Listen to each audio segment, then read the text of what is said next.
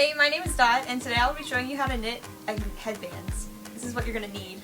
First, you'll need 2 knitting needles, preferably of the same size, 1 ball of yarn, the color of your choice, a pair of scissors, and 1 large eye needle. Okay, so for step 1, you're going to need 1 needle and a piece of yarn, the end of it. And so you hold your needle in your dominant hand, so my dominant hand is my right hand, so I'm going to put the needle in my right hand, and the yarn will go on my left, and I'm going to cast on. So I'm going to put the end that's not connected to the yarn ball in between my pointer finger and middle finger, like this. And I'm going to wrap the other end around my thumb and pull it and hold it up front with my pinky, so it's in the shape of a triangle. And now we're going to cast on 10 stitches. So I'm going to take my needle and I'm going to put it under the yarn and pull it towards me, so that it crosses over the yarn that's around my thumb. I'm going to take the needle and tuck it under the yarn on the thumb and over onto my needle. And then I'm just going to keep repeating that so it's twisted around my thumb 10 times. And then I've casted on my stitches. Okay, so for the next step, you're going to transfer all of the stitches onto the other needle. And to do that, you're going to put the needle with the stitches already on it in your left hand, or your non-dominant hand, which is my left hand. And you're going to pick up the other needle and you're going to put it in your dominant hand, so my right hand. And I'm going to actually start knitting now. So to knit, you're going to take the needle without any stitches on it already, and you're going to tuck it under the first stitch, so that the needle without stitches is under and cross this needle with the stitches on.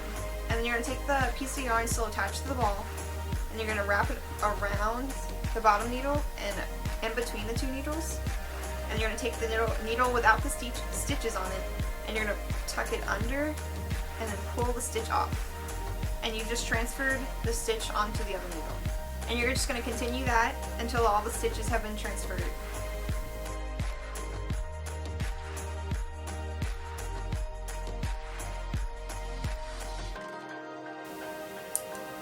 One row of knit stitches.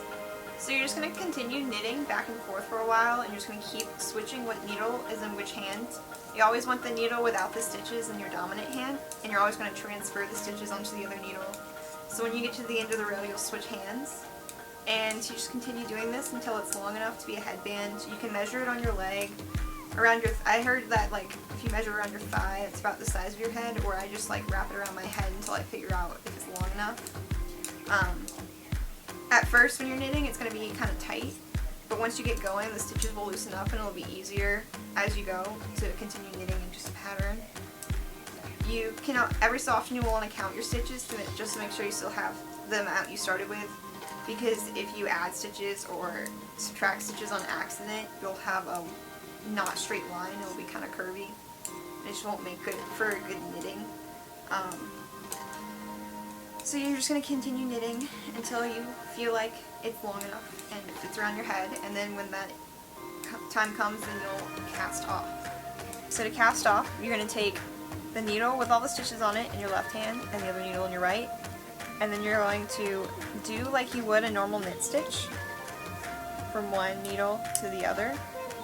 And you're going to do a second normal knit stitch from one needle to the other, and then when you have 2 stitches on the needle without the others on there, you're going to take the one closest to you and pull it over the second stitch and off the needle, and you just cast it off 1 stitch. And then you're going to knit normally again, so there's always 2 stitches on the needle. Take the stitch closest to you, pull it over the second stitch and off the needle, and you've cast it off the second stitch. And just continue that until you get down to your last stitch. Okay, so now you have your last 2 stitches on one needle. You're going to do like what you normally do and pull the stitch closest to you over and off. And when you have your last stitch on there, you're going to take your scissors and cut a good amount of yarn off and just pull the needle up, and it ties the yarn into a knot. So now you don't have to worry about any of the stitches becoming undone, you just tie it off your project. Okay, so the final step is to sew the straight line together into a headband. And to do that, you'll need a large eye needle because the yarn is really thick and the yarn just doesn't fit right through a smaller needle. So you're going to take your large eye needle and your yarn, and you're going to stick the yarn in the needle, it's like a normal sewing needle. And you're going to fold your project together and just start hand sewing the ends together. And since the knit stitches form like perfect loops already, it's really easy just to stitch it together. It's also a good idea to sew it inside out, that way all your mess ups are in the inside and not on the outside. Okay, so finally you have sewed together your two ends and you have a circle. You're just going to trim the excess yarn and fold it right side up.